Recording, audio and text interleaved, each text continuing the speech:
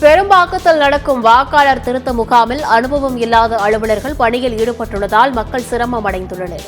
சென்னை சோழிங்கநல்லூர் அடுத்த பெரும்பாக்கத்தில் உள்ள தமிழ்நாடு நகர்ப்புற வாழ்விட மேம்பாட்டு வாரிய பகுதியில் வாக்காளர் திருத்த முகாம் நடைபெற்றது.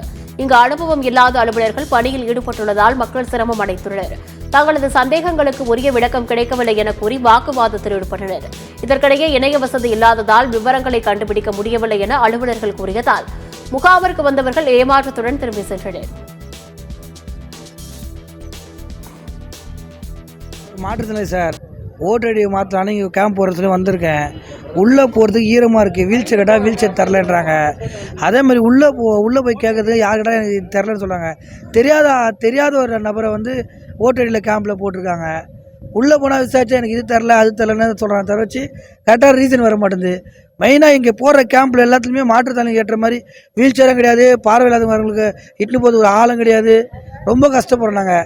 மாற்றுத்திறனாளி ஒரு பொருட்டாகவே நினைக்கிறது இல்லை சார். ரொம்ப கஷ்டமாக இருக்குது. யாரை கேட்குறதுன்னு தெரியல. கஷ்டமாக இருக்குது. கொஞ்சம் வீல் சேர் கொஞ்சம் ஏற்பாடு பண்ணி கொடுத்தா நல்லாயிருக்கும்.